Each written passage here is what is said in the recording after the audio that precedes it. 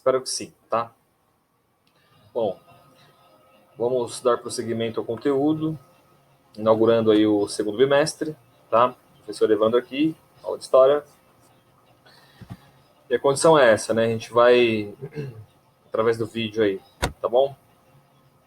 O primeiro tema desse segundo bimestre é esse, né? Das revoluções e populismo na América Latina. O século XX foi palco dos dois fenômenos aí, tá? Nós veremos também dependência na Ásia e na África, ou a movimentação comunista, né, na segunda metade do século passado, e a questão palestina, tá bom?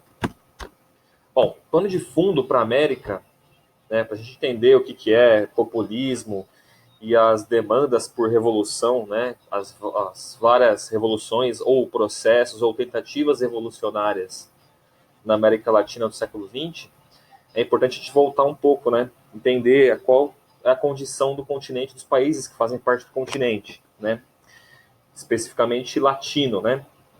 Bom, então, algumas características. Primeiro, as independências na América Latina são independências incompletas, né? Elas são um pouquinho políticas e quase nada econômicas, né? Vamos ver isso. Depois, o drama da dependência, na verdade, porque apesar da independência política, ocorreu uma manutenção da dependência econômica, né? A condição colonial se manteve nas estruturas desses países. Depois vamos falar um pouco sobre a elite desses países na América. E, por último, as saídas para tentar resolver esse problema, né? Duas delas, as mais, vamos dizer assim, as mais usadas durante o século XX, que é o populismo e a revolução, ou a revolução, né? Certo? Bom, e primeiro, né, deixa eu tirar esse feioso da frente aí.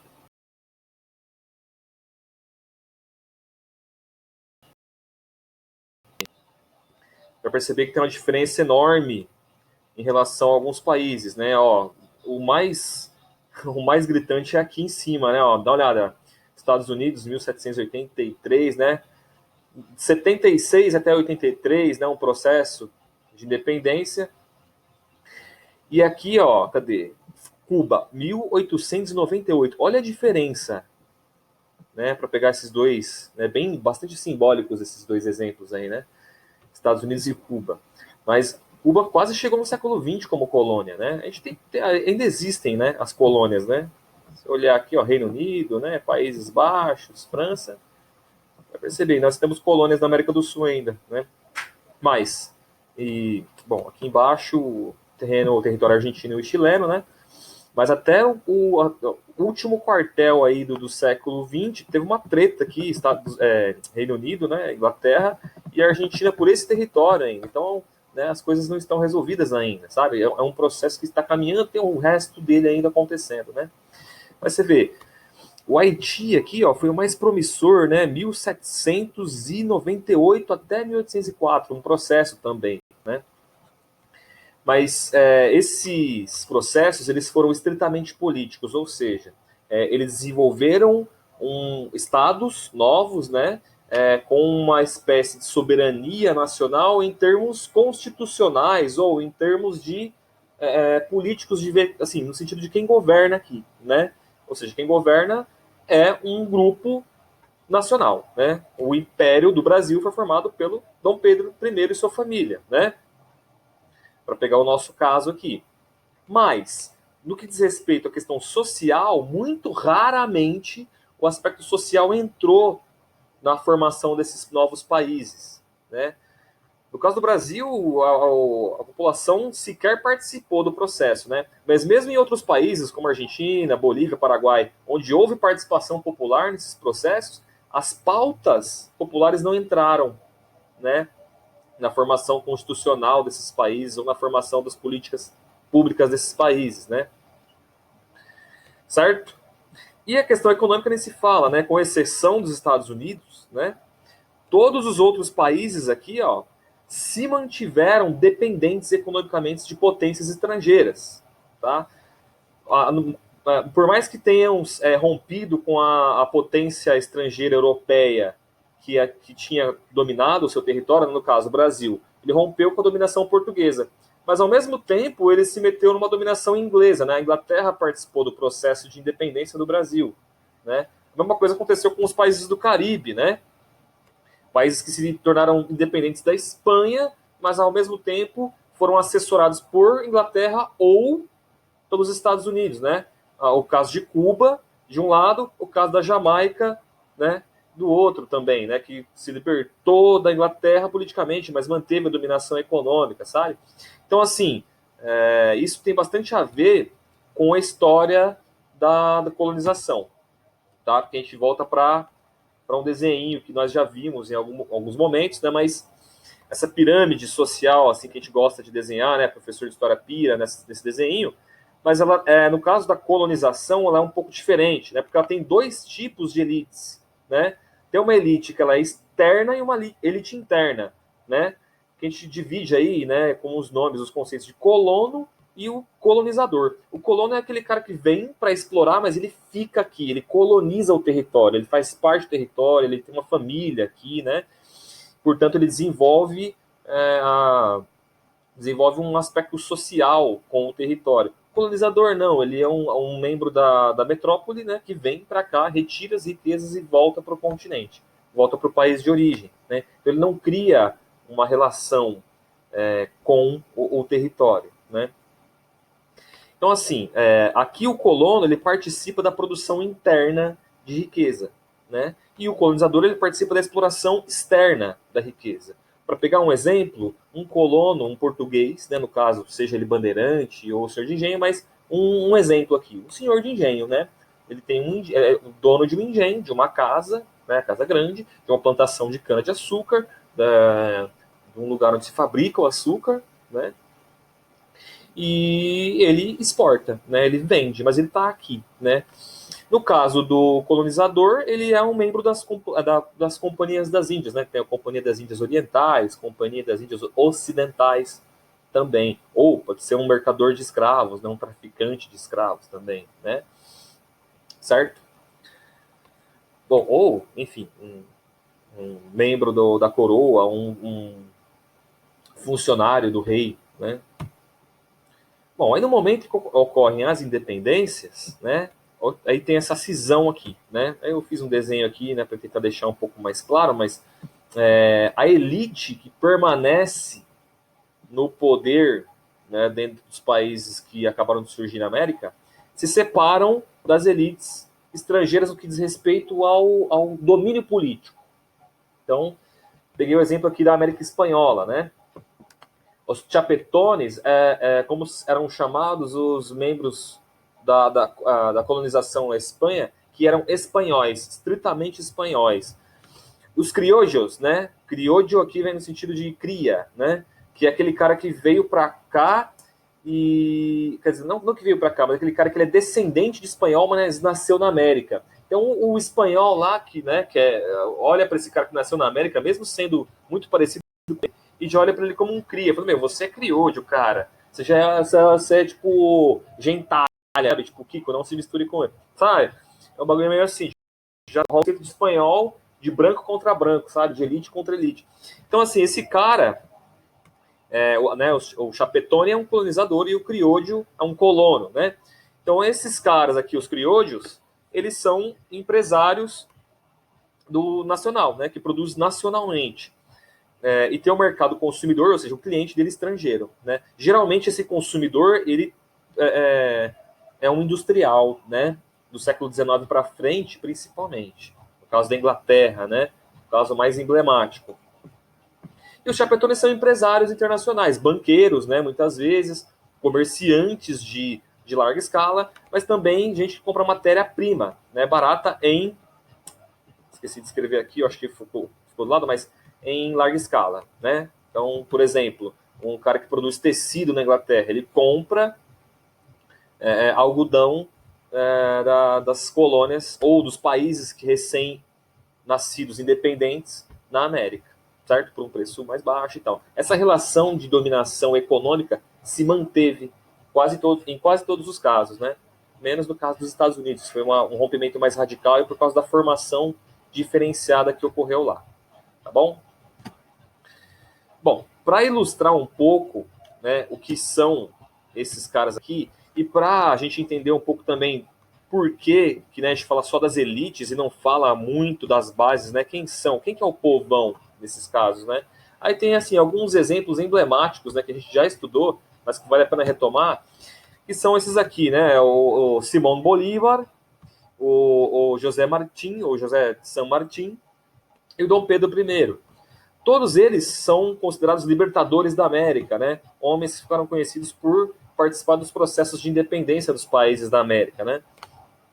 O Dom Pedro no caso do Brasil, o San Martín no caso dos países mais ao sul da América do Sul, Argentina, Paraguai, Chile, e esse cara aqui, o Simão Bolívar, lá em cima, né? Equador, Peru, Venezuela e por aí vai, né? Mas nós temos muitas pessoas, né, desses setores aqui, né, desses setores da população nas colônias que participaram, não só participaram, como foram lideranças também nos processos, né? Esses dois Tupac aqui, né, o Tupac Katari na Bolívia, o Tupac Amaru no Peru, eles organizaram, não só organizaram processos de independência, como eles incluíram a população indígena, a população autóctone, a população trabalhadora no processo. Mesma coisa no Brasil, né? Esses caras aqui da Revolta dos Búzios, né? Ou da Conjuração Baiana, que é um processo muito anterior à chegada da família real no Brasil, 1789, primeira vez, ou desculpa, 1798, né? 89 em Confidência Mineira, aqui a Conjuração Baiana, 1798, né? Nos anos finais do século XVIII, os caras organizaram um levante que levantou pela primeira vez a questão do fim da escravidão no Brasil, né? 4 homens negros, inclusive, né? Aqui eu fiz questão de deixar o nome deles, né? Porque eles são pouco conhecidos, né? Aqui o Tupac Amaru, Tupac Katari, né, duas lideranças também que foram quase que esquecidas, né, pelos livros de história e tal, enfim, pelas estátuas também, nomes de rua, nomes de estampas em notas de dinheiro, enfim, né. Bom, então essa é a condição latino-americana, né, nós somos países, né, que tem essa característica, né, nós temos uma política que governa com certa autonomia, nós temos governos autônomos, independentes, né, e tal, mas a nossa economia ela é muito dependente ainda, né?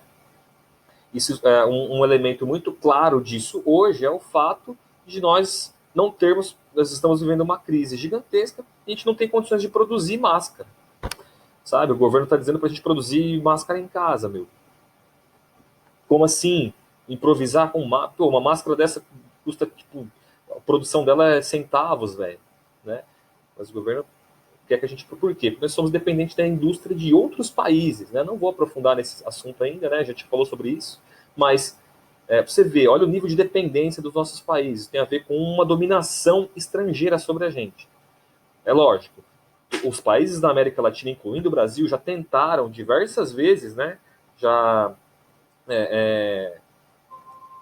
começaram, deram início a processos para tentar desenvolver uma indústria interna, um processo de soberania econômica também, não só política, mas esses processos foram frustrados, às vezes por razões internas, mas muitas vezes por razões externas, né? Especialmente das potências estrangeiras. Né?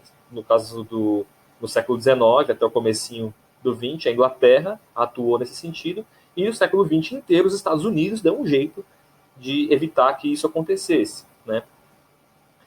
Bom, para tentar resolver esse problema, então, né, vamos dizer assim, né, para tentar se livrar desse aspecto de dominação que a América Latina sofre, basicamente 2 caminhos apareceram, né? Não que esses tenham sido as últimas, ou melhor, as únicas alternativas, mas foram as alternativas que marcaram o século XX, né? E que ainda vem marcando de alguma forma, né? Especialmente o populismo. Mas vamos lá, o que é? O populismo ele é um modelo de governo, né, que é caracterizado pelo carisma, né, popular, as pessoas se identificam com o indivíduo, né, a pessoa se parece um pouco com elas, né, tipo,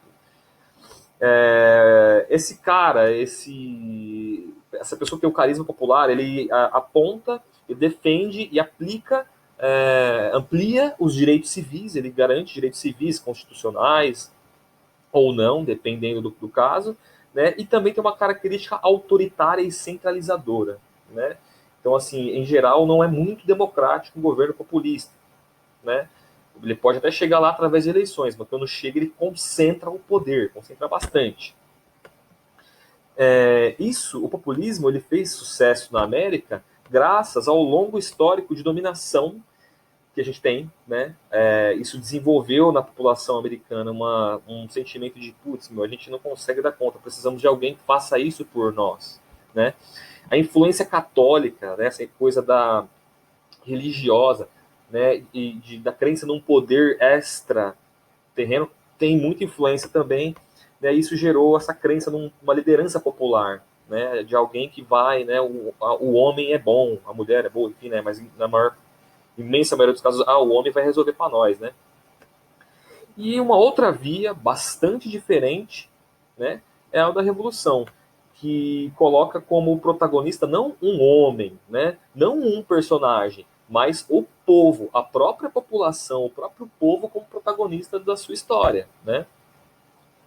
A América, né, muitos autores já apontaram isso, que a América ela foi o nascedouro do liberalismo, porque começou lá nos Estados Unidos, né? Antes da França, antes da Inglaterra, né, terem um modelo liberal de governo, os Estados Unidos aqui na América já tinha, né? Então, assim, os países, vamos voltar um pouquinho aqui, ó.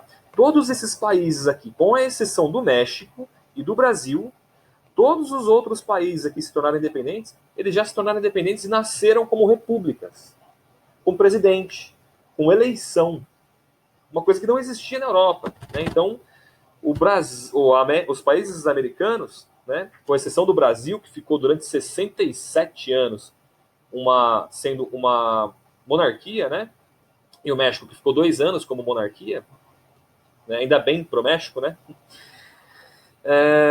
nasceram com um modelo liberal de governo, né.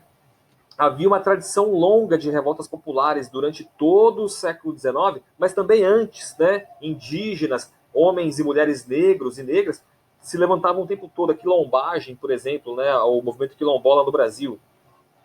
E por último, a influência do iluminismo, né, final do século XVIII, começo do século XIX, e do socialismo europeus na mentalidade dos povos da América, certo?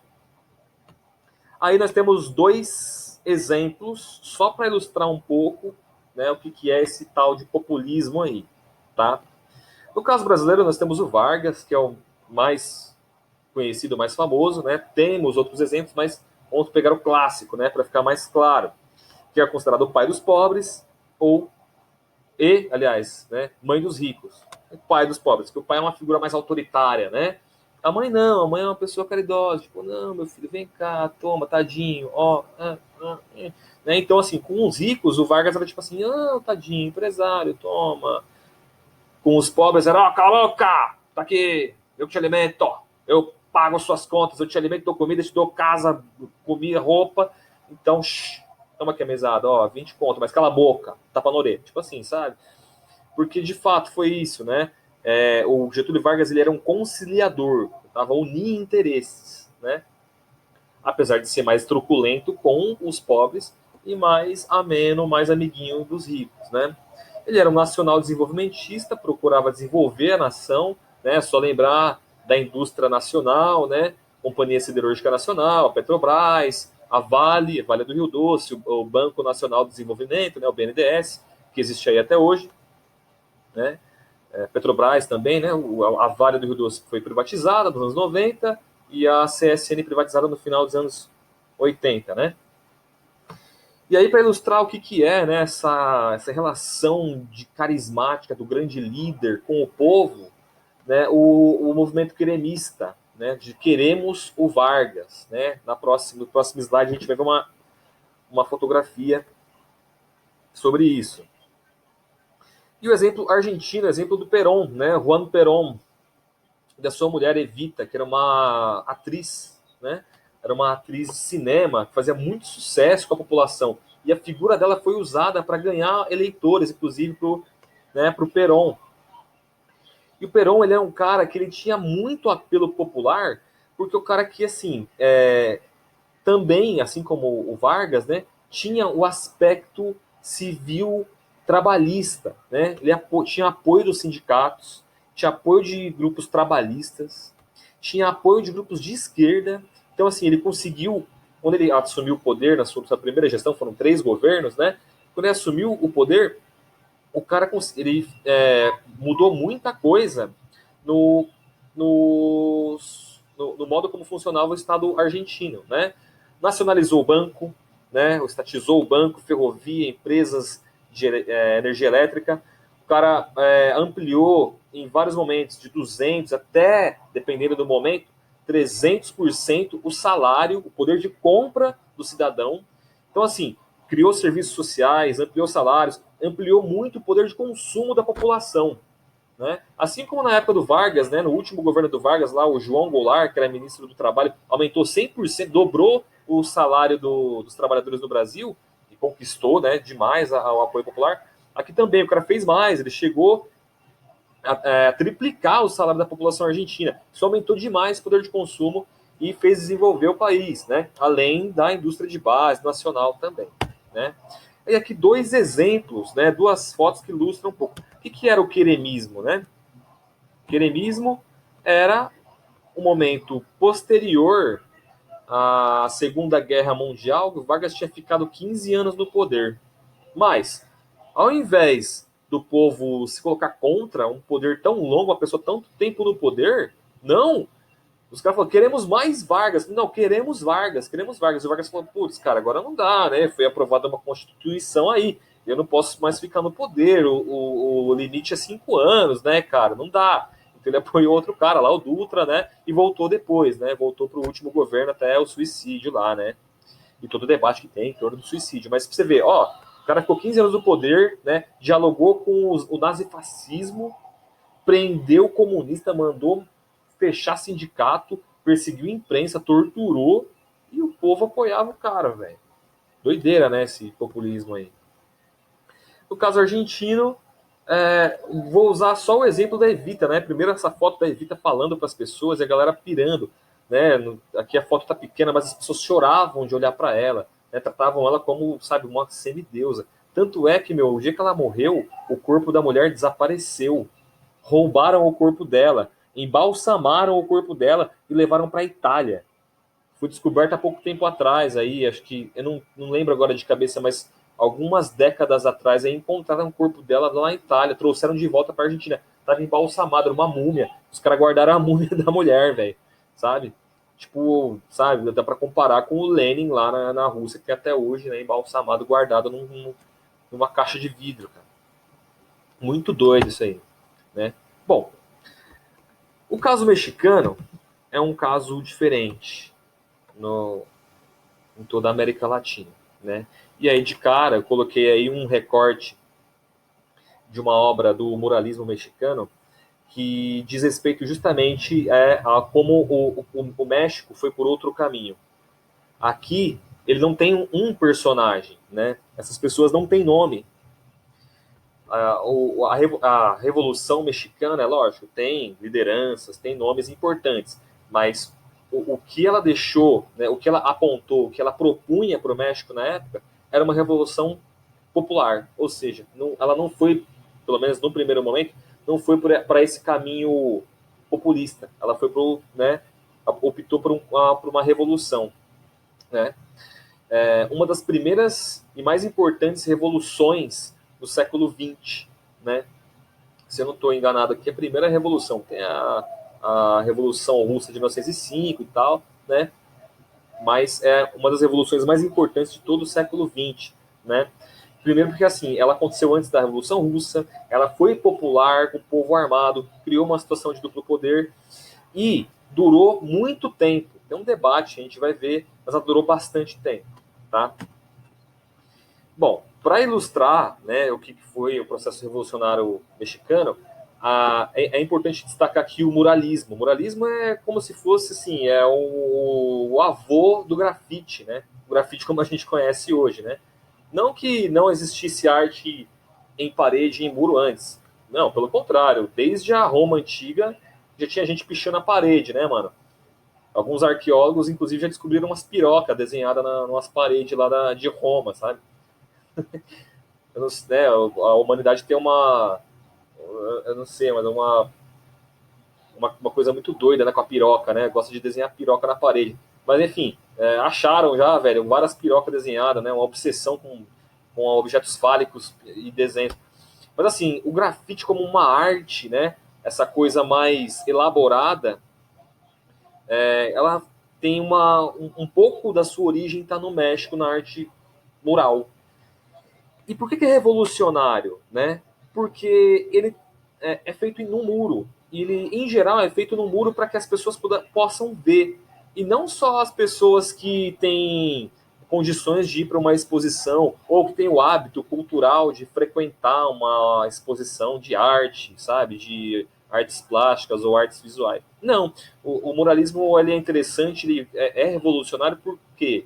Porque ele está lá para ser visto por todo mundo e, ao mesmo tempo, no caso mexicano, ele representa todo mundo. Né? Dá uma olhadinha aqui. Esse é uma obra do Diego de Rivera, né?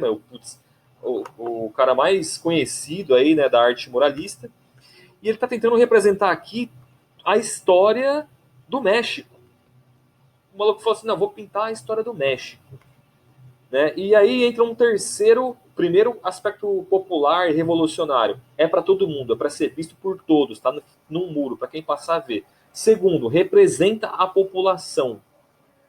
É o povo que está sendo representado aqui, não são grandes figuras. E terceiro, ele tem um objetivo de dialogar. Ele é feito para que todo mundo possa entender. Porque no contexto em que surgiu o muralismo, a imensa maioria da população na América Latina, e o México é um caso desse também, era analfabeto. O México é formado essencialmente por camponeses. A imensa maioria da população camponesa é analfabeta. Então, como dialogar com esse povo? A arte, né? A arte ela é visual, então ela consegue dar conta, né? Assim como a Igreja Católica fazia, né, lá com as iluminuras, assim como os renascentistas fizeram, né, a pedido da Igreja Católica para ilustrar as passagens bíblicas, né, nas paredes, no teto da igreja e tal, né? Aqui tem ela um pouquinho mais, né, fácil de ver. A gente percebe que a cronologia da história do México ela tá de baixo para cima, né? Aqui tem, né, aspectos da cultura azteca, mexica, olmeca, zacateca, enfim, né, de vários grupos étnicos que habitaram ali o território mexicano, né? O símbolo da bandeira mexicana, né, a águia que caça a cobra, enfim, tá bem aqui no centro da imagem. Enfim, tem uma série de detalhes que não dá para explorar agora, né? Porque, enfim, o vídeo já deve estar longo, aí não estou marcando o tempo, mas ele coloca aqui, ó, vários aspectos aqui, os espanhóis chegando, né, e causando a morte, dominando os povos mexicanos, né, aqui os povos resistindo, os mexicas resistindo, né, os astecas resistindo. Aí, em vários momentos aqui ele coloca, né, a questão do espanhol contra o americano, e aqui já chegando no século XX, né, você pode perceber né, que ele aproximou o século XX da arquitetura mais moderna mesmo, né, que de propósito, ele coloca aqui as referências, né, de luta do povo mexicano, a bandeirinha com o lema mais importante da Revolução Mexicana, que é Tierra e Libertad, né, Terra e Liberdade. E aí tem até as referências do comunismo, que fez bastante sucesso entre alguns grupos, né, revolucionários mexicanos. Cadê? Tem o Trotsky que aparece aqui, o Lenin Trotsky que aparece aqui. Bom, me fugiu, não estou lembrando aonde, mas eles estão em algum lugar. Depois vocês podem procurar e apontar para a gente aí depois, tá? Beleza? Aparecem aqui outras figuras, né? Como o Ricardo Flores Magón, como Pancho Villa, Emiliano Zapata também, tá? Bom, aqui um quadro da Frida Kahlo, né?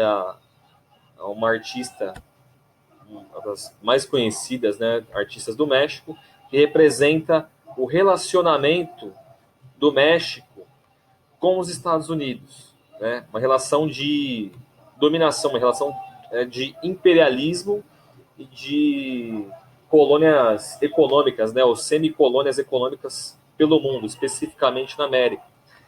Ela foi para os Estados Unidos, né, junto com o companheiro dela, que é o Diego de Rivera, né, o Diego foi chamado para pintar um quadro lá, contratado pela Ford, inclusive, né, até o caso conhecido que ele pintou lá, né, os comunistas, né, o Marx, Engels e o Lenin, o cara pintou na fachada da Ford, né, uma empresa capitalista, o cara doidão, mas enfim. Aí aqui tem a Frida, né, que ela está tentando expor essa situação do México, né.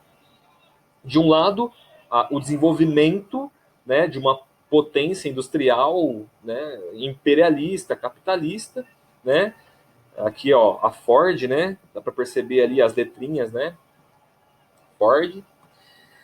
Mas aqui engrenagens, né, enfim, aqui é o relógio, né, o cronômetro, enfim, um gerador de energia elétrica, tal, ligado aqui na estátua dela, né, ela sempre se representa, né, porque, segundo a Frida, ela é a pessoa que ela conhece melhor, né, segurando a bandeira do México, porque ela sempre buscou referenciar as suas raízes, né, nacionais, sempre defendeu a cultura mexicana. E aqui ela aponta, né, para você ver, né, que da onde vem essa energia toda, né, esse desenvolvimento todo. E ela coloca aqui, ó, as raízes, né, do alto-falante, do motor elétrico aqui, vindo justamente do território do país dela, né, e causando todas essas consequências aqui. Você pode ver aqui tem uma pirâmide numa construção asteca, destruída, né? Destruída pelo imperialismo, pela exploração de outro país, né? Daqui você pode ver ruínas, né? Símbolos, né, da religiosidade asteca destruído, né? Não levado em consideração. E aqui o milho, né? E outras plantas que são características do México, né? E simbolizando aqui as raízes, mas é justamente de onde vem essa riqueza, né? É bem sintomático esse quadro dela, né, para ilustrar isso. Bom, século XIX no México, é importante a gente voltar para entender um pouco da revolução que acontece lá no 20, né, 1910. Como disse para vocês, o México ele é um dos poucos países que se torna uma monarquia no processo de independência, mas dura só 2 anos, né? Logo na sequência é fundada uma república. Mas essa república ela é fundada com as mesmas elites coloniais, os mesmos grupos de latifundiários, membros do clero e membros da coroa espanhola que permanecem no país, né, nesses 2 primeiros anos, formam esse governo, né? E mesmo depois com a república, essa elite ela permanece no poder e permanece exercendo ainda uma relação de domínio sobre a população, né? Aqui, ó, uma situação que a gente viu lá em cima, né? Bom, um dos críticos dessa forma de governo que existe no México pós-independência é um homem chamado Porfirio Díaz. Esse homem tem uma frase que foi muito famosa no século XIX, que é: pobre México, tão perto de Deus, tão longe de Deus e tão perto dos Estados Unidos, né? Pobre México, tão lejos de Deus e tão cerca dos Estados Unidos. Então, assim, né, por que isso? Porque é um país muito católico, né, que tem uma fé muito enraizada, né, nos valores cristãos, né, mas ao mesmo tempo está perto dos Estados Unidos, que aqui, né, subentende-se que é o próprio diabo, né, que é a causa de boa parte dos problemas do México, né, do país México. E aqui, né, indo para os antecedentes, tem a guerra mexicano-americana, né, a guerra entre o México e os Estados Unidos, que eu achei interessante colocar porque olha o que era o México antes dessa guerra, né? É uma guerra que acontece ali nos anos 40 do século XIX, 1846, 1847, e até então, né, os primeiros 20 anos de história do México independente, olha aqui, olha o tamanho do país, né? O México era um país tão grande quanto os Estados Unidos. Quanto os Estados Unidos é hoje, porque na época os Estados Unidos era isso aqui, ó. O México era um país muito maior, na verdade, né? Olha o nome das províncias mexicanas: Alta Califórnia, Nuevo México, né? Chihuahua, Texas, né? Se a gente lembrar que existem cidades como Las Vegas, Los Angeles, nos Estados Unidos, né? São nomes em espanhol, por quê, né? Daí a gente tira aqui, né? A Califórnia, né? Eram territórios mexicanos que foram tomados do México pelos Estados Unidos, né? A partir dessa guerra e depois também, né? Não só aí nessa guerra. Um dos episódios mais emblemáticos dessa guerra, que ficou pintada também como um dos. Não é um mural nesse caso, porque é um teto pintado, né? Mas ele entra, né, nessa vertente do muralismo, que é o quadro que representa lá o sacrifício de los niños heróis, né? São 7 meninos de entre 13 e 19 anos que guardam o palácio do governo mexicano durante essa guerra, né? E conseguem, eles garantem a resistência, né?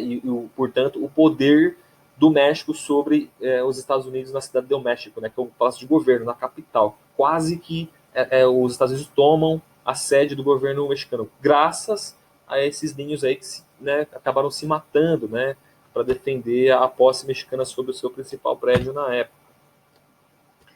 Esse imperialismo estadunidense aí, né? O próprio diabo mexicano, como disse o Porfírio Dias, ele é baseado na doutrina do destino, como se fosse o destino divino, né? Isso aí é uma influência muito forte do calvinismo, né? Do protestantismo calvinista nos Estados Unidos, né? A ideia de predestinação, a prosperidade vinda, né, da predestinação, você está predestinado a ser próspero, né? Essa ideia, ela influenciou muito os Estados Unidos a promover um movimento em direção à América, dizendo: a América é nossa, né? Deus nos deu a América, vamos tomá-la, né? Isso é vamos dizer assim, um predecessor da doutrina Monroe, que é a América para os americanos, né? Daí a ideia de, quando as pessoas dizem americano, imediatamente você pensa quem? A gente dos Estados Unidos, né? Porque é como se a América fosse deles mesmo, né? Mas não é. Uma das campanhas, né? Dos jargões, na verdade, um dos jargões que ficou muito famoso, né, da doutrina Monroe, né? Essa América é nossa, né? Vamos conquistar o nosso quintal. Speak softly and carry a big stick, né? Que é fala mansinho, mas com um porrete na mão, né? Com um grande porrete na mão. Né? Tá representado com essa imagem aqui, essa charge, né? Uma charge do século XIX, The Big Stick in the Caribbean Sea, né? Que é o grande porrete no Mar do Caribe. Veja, aqui tem a Venezuela, né? O Panamá, desde sempre a Venezuela, né? Panamá, Cuba, né? México e os Estados Unidos porzando lá, aqui, ó, fazendo a escolta, né? Os Estados Unidos nessa época se portavam como um polícia do Caribe, né? A polícia da América Central ali e parte da América do Norte, né? Aqui ninguém mexe, só eu, né? Tipo assim. Bom, no México, o século XIX é marcado por uma pequena guerra civil que serve para definir, né, uma divisão entre liberais e conservadores. Liberais defendendo poderes federativos, né, poderes mais locais, conservadores defendendo um poder mais centralizado. Porém, as duas elites, né, apesar de se diferenciarem entre entreguistas, né, esses conservadores centralistas mais voltados para o comércio estrangeiro mesmo, né, mais pautados no enriquecimento graças à exploração do território nacional e à venda dos produtos produzidos no México para fora, né? Entreguistas no sentido de entregar a riqueza nacional para fora e enriquecer às custas disso, né? E uma elite liberal, federativa, mais soberanista, defendendo um enriquecimento nacional, mais o enriquecimento de uma elite nacional, né? A relação das duas elites com o povo sempre foi de domínio e exploração. Né? A população trabalhadora, seja da galera que defende a soberania nacional, seja de quem defende a entrega da riqueza para enriquecimento próprio da família ou da empresa, né? A relação de ambas com o povo é igual. povo é explorado, a gente bota eles para trabalhar, paga pouco ou não paga, né? Isso é garantido graças ao fenômeno do caciquismo, que se estendeu durante toda a história do século XIX e XX no México, que é muito parecido com o coronelismo no Brasil. Eu coloquei aqui coronelismo mexicano.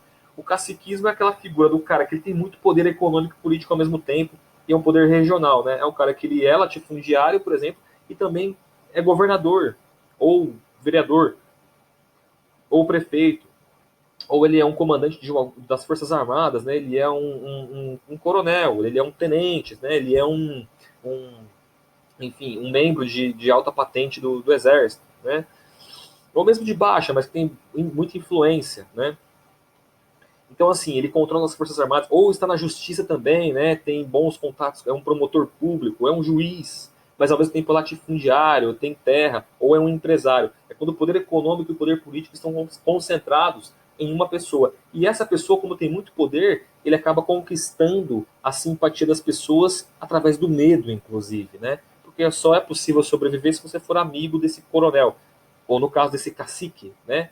Lá no México, como ele se chama. Um fenômeno muito parecido, quase igual. Né? Acho que só o nome que muda e a origem, né, desses caras aí, desses camaradas aí, certo? Que no caso mexicano nem sempre é uma origem militar, né? No caso brasileiro, quase sempre, né? Bom, aí estão alguns casos, alguns exemplos, inclusive de pessoas que governaram o México durante o século XIX, né? Nesses dois casos aqui, né? Bom, Benito Juárez foi 5 vezes presidente nesse período aqui, 1958, ou 1858, 1872. Nesse período aqui, ele foi derrubado do governo 4 vezes. As 4 vezes, ele voltou para o governo no mesmo ano. Tipo assim, tentaram derrubar o cara 4 vezes e não conseguiram. Quer dizer, derrubaram, mas ele voltava para o poder no mesmo ano, né? Porque ele tinha um relacionamento muito bom com muitos grupos de elite diferentes, né? Muitas pessoas do exército, muitas pessoas do clero, né?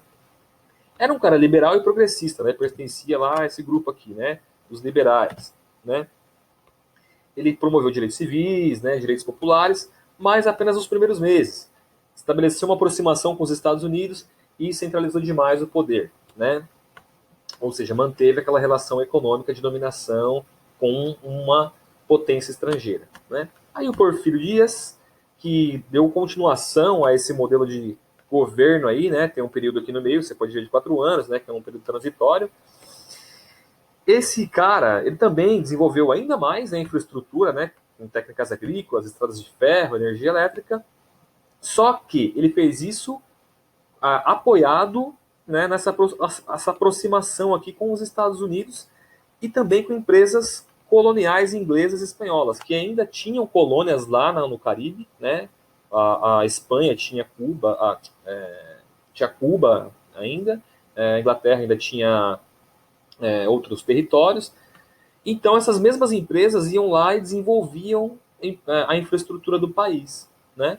E eles, né, tudo bem, mas mantinha a mesma relação de colonização com o México, mesmo o México sendo um país independente. O que significa isso? As empresas elas tinham isenção fiscal, podiam explorar a mão de obra pagando baixos salários, sabe? E tinham uma relação de dominação com o povo mexicano, às vezes muito maior que o próprio Estado mexicano. E o governo fazia vistas grossas, falando, não, tudo bem, ok, importante é o desenvolvimento, o progresso, né, e tal.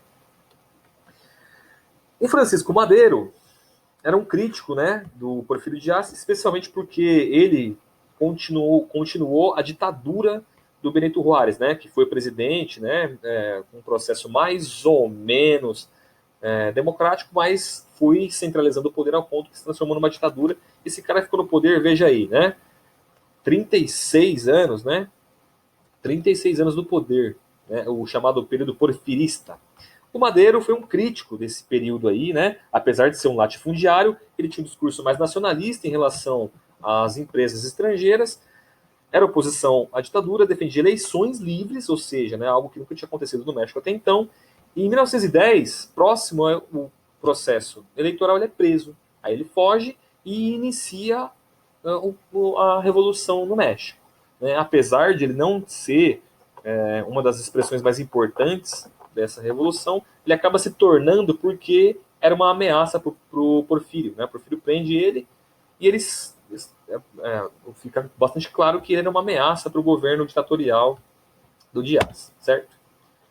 Bom, aí tem um processo longo, né, a Revolução, que vai de 1910 até 17, apesar de haver um longo debate aqui, está longe dos mexicanos e de vários outros historiadores de outros países chegarem no consenso sobre quando terminou essa Revolução. Né? Ela pode ir, né, segundo alguns autores, até 1940, né? Tem outras hipóteses, né, que falam que isso aqui, em 1917, por causa da aprovação de uma Constituição bastante moderna para a época, né? Uma Constituição democrática para o México na época. Outros falam que foi a eleição do Adolfo Huerta, outros do Plutarco Calles e outros, né, uma boa parte, na verdade, dentre todas essas hipóteses, aponta para o fim da Revolução só em 1940, porque é quando ocorre um recuo das massas. Né? As massas estão armadas, o povo está com armas na mão, reivindicando terra, expropriando terra, né? A gente vai falar aqui nesse slide. E eles só. Os últimos destacamentos populares que estão armados devolvem as armas só no final de 1940. Não me recordo agora se novembro ou dezembro, mas nos momentos finais de 1940. Então, alguns autores apontam para o final ser somente 30 anos depois do início da Revolução. Que começa com uma huelga, né, a famosa huelga de la Cananeia, que é uma greve de mineiros que não consegue nada. Os caras são presos, 23 pessoas mortas. A galera fica tipo assim, meu, como assim? Os caras só queriam aumento de salário e um pouco mais de salubridade. Porque, enfim, para quem não tá ligado, trabalhar em Minas, mineiro, né, trabalhar com mina, é um trabalho muito pesado, muito ruim, né? Você entrar num buraco úmido, sem ar, né, tipo ar rarefeito, as pessoas morrem rápido, né? Você fica com o pé ali molhado, ali com a água caindo, né? A água que sobe, às vezes você fura um buraco, é uma nascente de rio ali no meio que entra. Meu, é uma desgraceira, né? Então as pessoas morrem rápido ali. E o cara só foi, as pessoas, os grevistas, royalistas foram exigir o mínimo, assim, sabe? A gente quer ter dignidade. 23 pessoas mortas, mó galera presa, nenhuma reivindicação cumprida, o povo já ficou assim, mano, o que é isso? Foi o melhor exemplo de ditadura que o Porfírio Dias podia ter demonstrado naquele momento. E isso começa uma comoção geral que nos próximos 4 anos aí, né, vai desenvolver uma série de movimentos, né, que inclusive se armam, né, algumas pessoas adquirem, outras roubam, expropriam armazéns do próprio exército mexicano, né, e distribuem essas armas entre indígenas, camponeses, mestiços e trabalhadores diversos, né, que se levantam em armas e começam a formar poderes locais. Esses poderes locais se armam e atacam o latifúndio e começam a expropriar a terra, tomar a terra para si, dividir em pequenas propriedades ou coletivizar a terra. Né? No sul do México, a coletivização foi mais frequente, né? Porque é o caso dos indígenas. Né? A tradição indígena ela tem uma questão mais assim, uma questão mais comunitária em relação à terra mesmo. Né? Os índios não têm necessariamente essa questão mais visceral da propriedade privada, né? Como a influência europeia deixou para a gente aqui. Né? Agora, os camponeses no norte, não, os camponeses foram um pouco mais conservadores nesse sentido e dividiram a terra em pequenas propriedades. Né? Aí entra a pauta indígena da terra, né? E são formados poderes populares locais, né? Que, de certa forma, organizam núcleos de base, né? Uma estrutura de poder, né? Conectada entre vários destacamentos armados na base. Isso gera um duplo poder, o poder do governo mexicano e o poder popular. Né? E aí, bom, enfim, surgem outros líderes revolucionários. Né? Porque esse cara aqui, Francisco Madero, rapidinho, né, de cara, ele acaba se tornando um outro cacique. Né? Nos primeiros anos ele aponta medidas democráticas, mas na sequência, logo na sequência, ele começa a centralizar o poder também, ele se mostra mais um latifundiário do que um popular. Então ele não dura muito tempo. Né? Surgem outras lideranças. Né? Até esse momento, Ricardo Flores Magón, por exemplo, que era um anarquista, tinha feito muito sucesso e tinha conseguido organizar muitos grupos de camponeses e muitos grupos também urbanos, de estudantes e operários, principalmente, né? Os anarquistas tinham uma influência grande nos núcleos urbanos do México no processo inicial da Revolução. Mas, na sequência, tem o Ricardo Flores Magón, foi o membro do Partido Liberal Mexicano, né, que apesar do nome liberal, é mais anarquista do que liberal. E aí surgem outras lideranças, como Pancho Villa, que aparece aqui, né, dissecado aqui como se fosse uma autópsia, e aqui sentado também, e o Emiliano Zapata, né, o Pancho Villa no norte do México, e o Emiliano Zapata mais no sul do México. Né, aqui o Ozorco, que é uma liderança também. Tá? Pascoal Ozorco, Pancho Villa lideram mais os camponeses, e o Emiliano Zapata uma liderança para os indígenas. Né?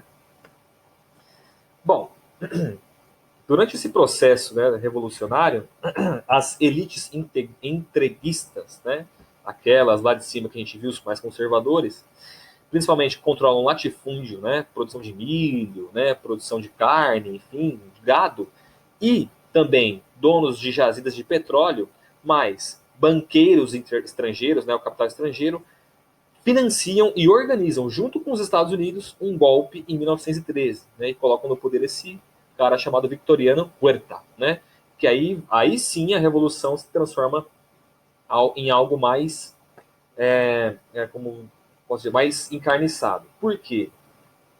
Antes, né, lá o Madero, ele era um homem que tinha ainda, né, vamos dizer assim, ele era oriundo da revolução, né? Por mais que ele tenha se transformado num vira-casaca, mas é um cara que era, entre aspas, assim, alguém que pudesse recebia algum diálogo ainda. Agora não. Agora o Huerta ele vai combater diretamente a revolução e os ânimos vão se acirrar, né? O processo revolucionário segue nas bases, principalmente porque o povo ainda continua armado. Aqui uma indicação de livro muito interessante, rapidinha, sobre esses primeiros momentos da Revolução.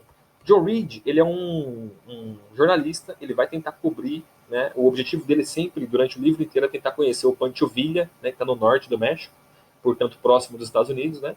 Ele cobriu também, né, foi um homem que cobriu também um outro processo revolucionário na Rússia. O livro mais famoso dele é Os 10 Dias que Abalaram o Mundo, né, sobre a Revolução Russa. Aqui tem dois fenômenos muito importantes que acontecem com o John Reed, vale a pena mencionar, que é quando ele tenta, né, se aproximar de um destacamento de apoiadores do Villa, e quando ele chega dizendo que é jornalista, os mexicanos falam, não, você é Yankee, cara. Você veio dos Estados Unidos, a gente não confia em você. Não, mas eu tô com vocês, eu defendo a revolução, por favor, me deixe entrevistar vocês. Não, senhor, não vai entrevistar ninguém não, vai embora daqui. E aponta uma arma para ele. E ele falou, não, sério, cara, eu tô aqui em paz, eu tô contra os caciques, contra o imperialismo, sou contra os Yankees. Então, falou, isso é mesmo? É. Então tá, então toma essa tequila aqui, ó. Dá uma garrafa na mão do cara. Aí ele toma tequila e devolve, né? Esse cara falou, não. Não é um gole. É para tomar a garrafa. Aí tem umas 2 páginas do livro do John Reed falando, meu, você é louco, o que eu vou fazer, mano? Eu tomar essa garrafa inteira de tequila, eu vou ficar muito louco, eu vou chapar o Grobes, mano. E eu tenho que escrever o livro, eu tô ferrado, não sei o que. E os caras mirando a arma na cabeça dele e falou, tá bom. Tomou. Quando ele terminou a garrafa, entregou a garrafa vazia, os mexicanos falaram, mano, fiz uma festa. Nossa, você é dos nossos mesmo. Agora sim, agora a gente acredita em você. Tipo, né? Parece uma coisa besta, mas não, o mexicano ele passou a confiar no cara por quê? Porque o cara também confiou neles. Falou, puta, eu vou ficar doidão com uma garrafa de tequila na cabeça perto desses caras. Então, de fato, o cara queria. E uma outra passagem que é quando esse mesmo destacamento, né, no começo do livro, ganha um território, né, conquista um território das tropas entreguistas e tal, né? Aí o John Reed observa que eles estão fazendo, eles começam uma festa, mas uma festa que dura vários dias. São 3 dias de festa, as pessoas dormem no meio da festa, acordam e continuam dançando. Durante a festa tem tiroteio, e tem gente que morre no meio da festa. Tipo, tem um cara que mexeu com uma mulher, e essa mulher tinha um marido, e esse marido vai lá dar um tiro no cara e mata ele, sabe? E aí o John Reed fica muito louco, meu, chega numa liderança, né, daquele destacamento e fala, meu, Vocês estão loucos? Vocês estão no meio de uma revolução, por que vocês estão fazendo isso? 3 dias de festa? Chega, cara, chega. Não, tem um cara matando o outro ali, aí o cara fala, ó, tá. Essa festa ela é tão importante quanto a revolução, porque se não podemos vencer, se não podemos viver a vida, de que adianta a revolução, né? Nós estamos colocando nossas vidas aqui em risco para quê, afinal? Né? E aí no outro dia, quando eles têm que sair mesmo para ir continuar, né, com os afazeres, o John Reed percebe que, de fato, os mesmos caras que estavam um brigando contra o outro estão lutando junto. Até aquele lá, o irmão do cara que morreu, está lutando junto com o outro que matou ele, sabendo que a treta tá suspensa. Depois eles se resolvem, sabe? Mas contra os Yankees eles se unem. Uma doideira, cara. Vale muito a pena. Não é difícil de achar, tá? Bom, para terminar, aí eu vou pegar um quadro para analisar com vocês aqui, para falar sobre o muralismo, tá? Eu acho que é o último. É isso mesmo. Bom, já falei lá em cima sobre o muralismo, né? Como ele é revolucionário. Mas agora vamos analisar uma obra, né? Essa aqui, ó, Del Porfiriato a la Revolución. Esse cara aí, David Siqueiros, né? Eu não consegui encontrar uma imagem que consegue dar conta de todo o quadro. Aqui, ó, é só metade dele. Tem outra parte aqui para cá e tem uma outra parte para cá também, né? Que mostra outros aspectos da obra. Então, o que eu vou fazer? Eu vou entrar num site aqui, que é o site do Ministério da Cultura do México, que ele mostra, a gente pode ver em detalhes aí, né? Mais ou menos, né? Não, a definição não é muito boa, mas dá pra gente ter uma noção, né? Então, espero o meu computador funcionar aqui. Vamos lá. Aí. Ó. Del porfirismo a la revolución. Aqui, nessa primeira parte da imagem, né? Tem os nomes, né, que ele deu para cada trecho do livro, ou cada trecho da obra. El chamado a la libertad, né, o chamado para a liberdade. Então você vê que aqui, né, tem as cores disformes e tal que se combinam e se transformam numa pessoa ali e um grupo de pessoas. E você percebe que, ó, tá vendo? Não tem, por enquanto, pelo menos, não tem o personalismo, né, que é muito característico lá do populismo. Aqui não. O que está representando e está dando destaque é a população, é o povão mesmo, né? Tá vendo? Olha lá atrás a quantidade de chapéuzinho que tem, né? Aqui ele está representando os camponeses, né? Nessa parte aqui, ó, são os camponeses, né? A base da população mexicana. Mas mais para frente ele coloca também os operários e os estudantes, né? E aqui na frente, olha que interessante, né? As lideranças ideológicas da Revolução Mexicana. Tem um cara barbudão segurando um livro vermelho representando Karl Marx. E aqui, ó, tem outro barbudão também, e esses dois aqui, né, esses outros dois barbudão aqui, ó, né, um francês e um russo, representando Pierre-Joseph Proudhon e Mikhail Bakunin, dois anarquistas, e atrás deles tem o Ricardo Flores Magón, que é um anarquista do Partido Liberal Mexicano, lembra? Que a gente comentou ali atrás. Aqui, ó, em cima você percebe que tem as bandeiras rubro-negras, né? Bandeira preta, bandeira vermelha, representando o anarquismo e o comunismo também, que foram muito influentes no processo inicial da Revolução Mexicana, né? Lembrando, né, que tem a influência do socialismo europeu, né? E o socialismo tem as suas vertentes, né? O socialismo libertário, anarquista, o socialismo centralista, comunista do Marx e por aí vai, né? E aqui, qual que é o objetivo do povo na Revolução, né? Olha a quantidade de gente ali no fundo, né? O objetivo do povo aqui, com essas bandeiras, é tomar, ó, das mãos dos caciques a bandeira do México. É tomar o poder do país, né? Dizendo, o México é nosso, o México é do povo. E aqui mais ao fundo, né? Vamos pegar aqui, ó. Difícil mexer nesse negócio. Mais ao fundo, né, os últimos detalhes da imagem, a gente vê que aqui, né, estão outros sombreiros, né? Você pode ver que esses chapéus aqui, ó, né? Se parece com os chapéus lá do povão, mas eles são diferentes, né? Porque os caras são tudo bigodão, bigode grosso, e tem aqui um uniforme, né? Representando as elites mexicanas, né? E atrás deles estão lá os empresários, né? Os latifundiários, né? Os caciques. E aqui toda a opulência das classes abastadas da burguesia. E aqui o Porfírio Dias, né? Um ditador do México, sentado e pisando sobre a Constituição do México, ou seja, desrespeitando a Constituição mexicana, né?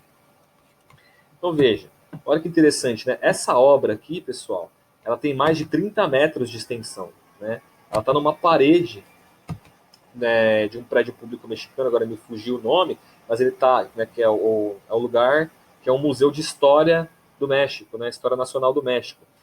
Me fugiu agora o nome, né? Mas aqui você consegue encontrar. Vou deixar linkado para vocês esse site aqui. Não só esse site, como esse site aqui também, ó, né? Deixa eu ver se o meu PC funciona. O ThingLink, né? Que é um site em inglês, mas aqui você consegue pegar as referências, né? Que o site, pelo menos tem um trechozinho final aqui, né?